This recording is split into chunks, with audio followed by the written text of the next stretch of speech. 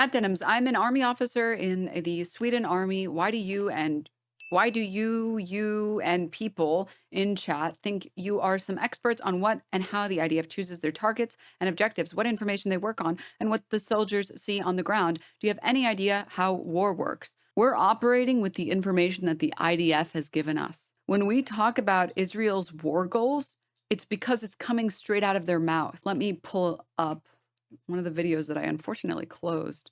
It's my biggest mistake. I always close videos too early, and then I end up needing to show the video over and over and over again. Okay, only took me a billion tabs, but we got it.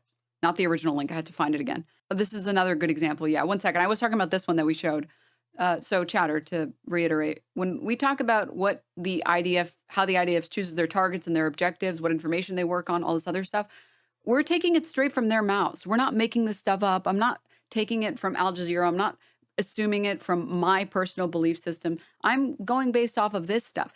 Ex-Israeli lawmakers' shocking remarks. The comment came after Yair Golan, a retired IDF deputy chief of staff and head of the newly reformed political party, the Democrats, accused Israel of killing babies as a hobby. This is a retired IDF deputy chief of staff saying that Israel's strategy is killing babies as a hobby. This is not coming even from me.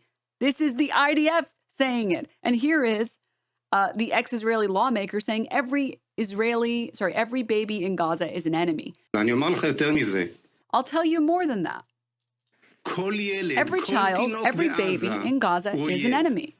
The enemy is not Hamas, and it's not Hamas's military wing, like our chief military prosecutor tells us we're not allowed to harm a Hamas member unless they're part of the military wing. Every child in Gaza is the enemy. We need to conquer Gaza and colonize it and not leave a single Gazan child there. There is no other victory. Do you want me to not believe the Israeli lawmakers when they say it? Do you not want me to believe Netanyahu when he says it? Do you not want me to believe Golan when he says it? Should I not believe it when it comes from their very words, from their very lips? Is you need to destroy their offspring to prevent them from creating more offspring. When there is a war.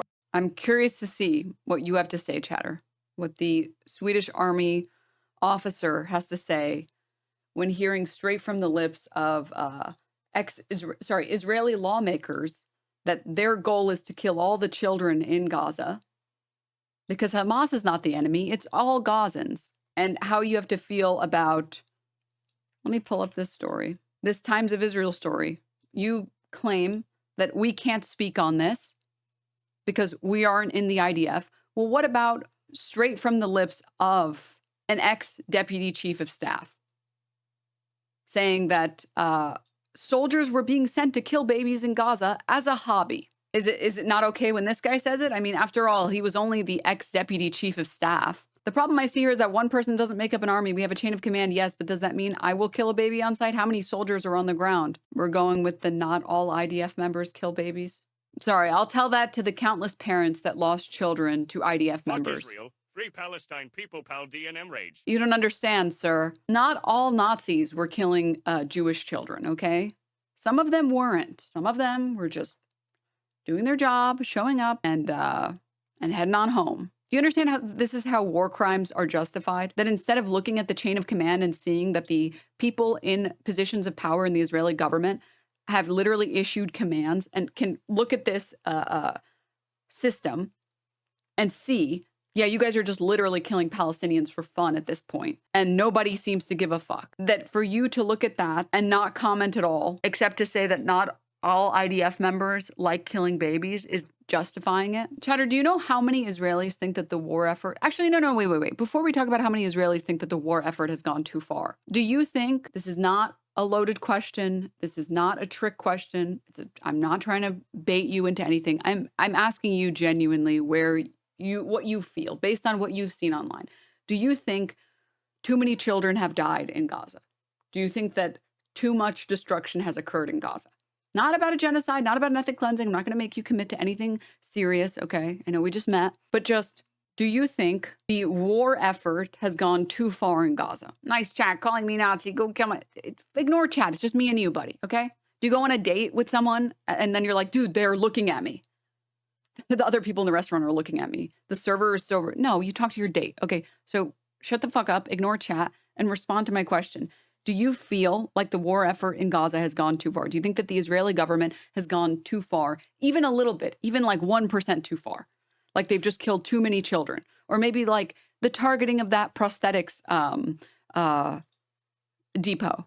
Maybe that was too far. Do you think stories like this, do you think the fact that there are so many stories like this, do you think this is too far? That if the Israeli government's response has been too far, even by a little bit? Yes, maybe. Okay, great. You're great. Good job. You're a human being with emotions and empathy. Do you know how many Israelis think that the war effort has gone too far? Do you know? Because I think that the number might actually fucking shock you, because it shocked me. This is the most recent poll from actually this month, from a few days ago. A new poll of Israeli Jews conducted by Penn State U reveals overwhelmingly 82% of Israeli Jews support ethnic cleansing of Gazans. 82% of those surveyed expressed support for the forced deportation of residents of the Gaza Strip, and 56% supported the forced deportation of Arab citizens of Israel. There's also this one. This is not the exact debate, but yeah, Sam Cedar brings it up to Ethan, and he talks about how this is, I think, from 2024. 39% think that the response, the Israeli military response, was about right. Another 34 think it's not gone far enough. 7% don't know, and only 19% think that it had gone too far. This is from April. This is from a year ago. I've been to Israel, but just been to Ukraine, so I know much more about that war. I've turned to Ukrainian cities. I can't imagine Israeli people would be a galaxy far away from how they feel or think. I mean, I would say that you're mistaken. I would say that you're mistaken, and that it's a lot easier to dehumanize Arabs and to dehumanize Muslims than it is for Russia, which is actively trying to annex Ukraine by claiming that it's Russian territory anyways, to be able to dehumanize Ukrainians. It's harder to do that. Israel has spent probably millions or billions of dollars at this point helping to spread propaganda that all of the Jews will be murdered if Palestinians are given the ability to vote. One person, one vote. That the Arabs hate the Jews so much. Like, it has been a dedicated cause. Whereas, again, comparing Russia, Ukraine to Israel, Palestine, it's just not accurate. I understand that there are similarities, but there are too many differences to compare them. Also, I think this person was trying to compare Ukraine to Israel, which is... disagree there. I didn't even consider that possibility. Listen, I'm not going to put you on the spot, man. You can sit on this information. You can marinate. You can let it brew. In fact, you can unfollow, leave, never come back. I don't really care. It doesn't really matter to me. I'm just telling you that we're not making these assumptions based on nothing. We're not creating them out of thin air. We're going based off of what IDF members say. We're going based off of what Israelis say. We're going based off of what lawmakers in Israel say. We're going based off of what ex-deputy chief and staffs are saying. We're going based off of what we're hearing from the people in positions of power in Israel and from the people in Israel. And the people overwhelmingly say that they're fine with the forced deportation of the residents in the Gaza Strip, which is a form of ethnic cleansing, removing people from their land. And the people in positions of power are overwhelmingly saying things like, every baby in Gaza is an enemy. You're not disagreeing with me. You're just disagreeing with facts. This chatter says, hi, I'm an anti-Zionist in Israel. A Palestinian professor was going to a museum in Tel Aviv, and the security in the area took her to a military base and strip searched her. Country is sick and the society is sick. I mean, how do you, I don't understand how far gone you have to be, how much of your humanity you have to lose, that you start mocking and making fun of people who are losing their children. Like the TikToks, I want to throw up when I see the TikToks of Israelis pretending to mourn their children. They put on a hijab and then they black out some of their teeth and do some fake blood and whatever. Like, you are actually a ghoul. Your actions prove that you are sick and mentally unwell. That you would laugh at other people's suffering in the most disgusting, vile manner. And maybe this is the wrong time to show this. I don't think that there's necessarily a right time to show this, but I saw this on my feed and like I just started bawling. It says it's captioned with a 16-year-old Palestinian teenager's dream of becoming a professional gymnast was shattered when an Israeli airstrike resulted in the amputation of both his legs and 4 fingers. This was me before the war, and this is my condition after the injury. You'll have to excuse me. I don't know gymnastics. I'm a gamer, okay? I said home. But he's doing not cartwheels, flips. Does that someone who is more physically able than I am or watches more gymnasts handsprings? He did like 5 back-to-back back handsprings.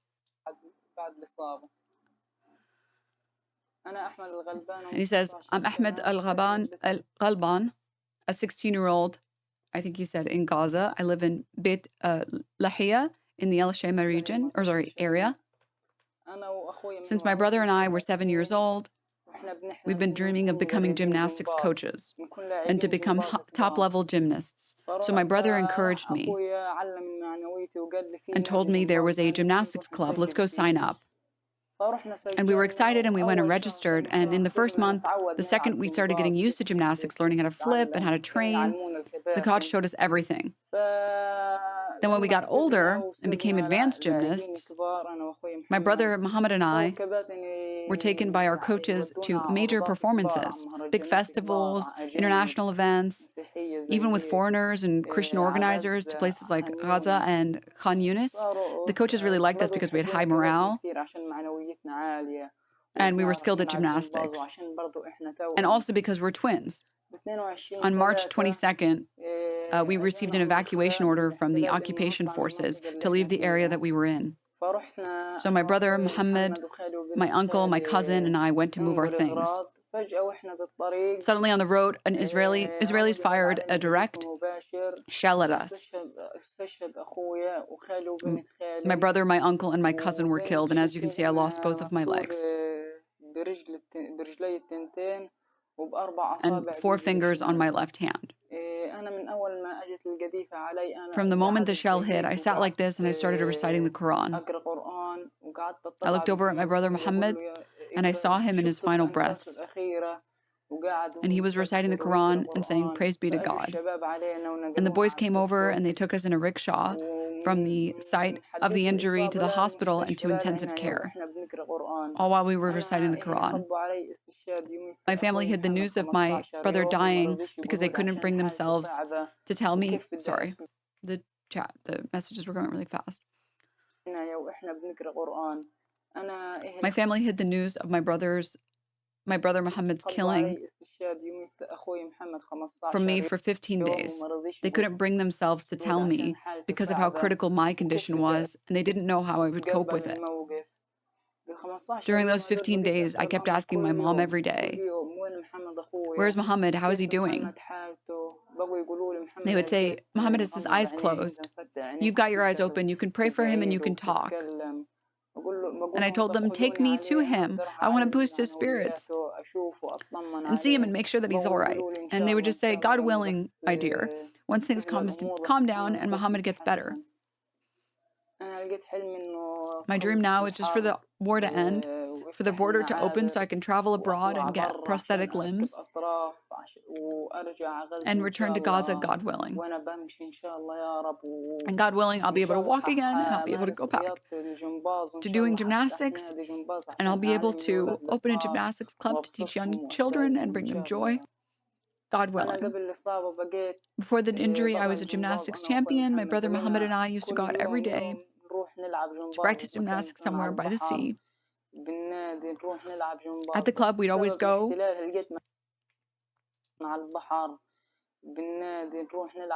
to train, but because of the occupation, I lost my brother and I was deprived of my legs. You want people to see this? And you want them to say both sides, and you want them to say this is like all Hamas's fault, as if Israel doesn't have the power to stop this right now, as if they haven't had it from the very first day, as if they couldn't have engaged in a ceasefire deal to release the hostages immediately. No, you don't understand. It's all Hamas's fault, and we need to, as many kids like this need to suffer first. How dare people like us accurately call out the state that's actually doing this, the state that's actually allowing this to continue? Do you think these people decided? Do you think these people got to decide where they were born? Like, how many? Like, tell me the number. Like, another 100,000 stories like this? 200? How many more, like, kids maimed is a good number for you so that the war can end? So we've successfully targeted enough Hamas members. And, like, I'm supposed to both sides when I see this fucking ghoulish piece of shit say every child, every baby in Gaza is an enemy? Like, are you fucking kidding me? These are the people in positions of power in Israel, and they're excited about it. They're saying we need to kill all of them. And you expect me to fucking both sides this shit? Like, it's just disgusting. No, I just don't understand the chain of command well enough. I don't understand that another 600,000, every single Gazan needs to die because I don't understand the chain of command well enough. It's just like take a look inward, man, and see what you are demanding of other people. Like this is from today. This is from today. Israel, Gaza will be entirely destroyed. To get an idea of what the Netanyahu government is planning and where this story is going, just listen to what Bezalel Smotrich is saying. Gaza will be completely destroyed because it's a terror infrastructure above and below ground. So it has to be completely destroyed. Smotrich is Israel's finance minister. He is a far-right ultra-nationalist, a key member of the coalition government whose support the prime minister depends on. The finance minister is saying to destroy all of Gaza. And people will look at this and say, well, not all IDF members. You know, some of them, it's really a both sides issue. Like, fuck you, man. Have some fucking humanity. Have some just like logic in your fucking brain. Sorry, chat. I got heated. I don't understand how people can be so scummy. I just don't fucking get it. And then, like, this fucker has the audacity to come on and then say, it's really all Hamas's fault.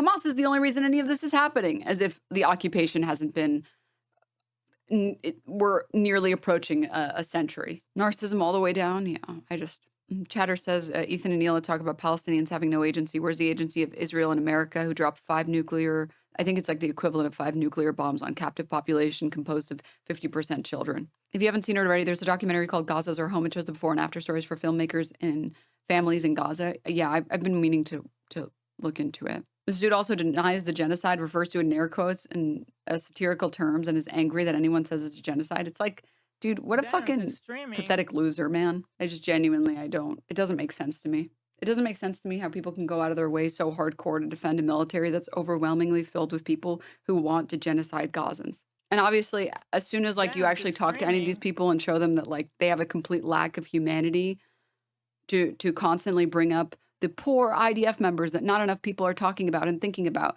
they stop responding. They have to go respond to chat, run away, go talk to chat. And then they'll like tone police me and be like, see, now you're being mean to me for being upset about things that are more important than my feelings. It's like fucking cowardly behavior, dude. Not to center us, but these things are so hard to look at. It means a lot to be part of a community that can process this shit and be sad and angry together. I know there'll be a day where Palestine will be free. Yeah.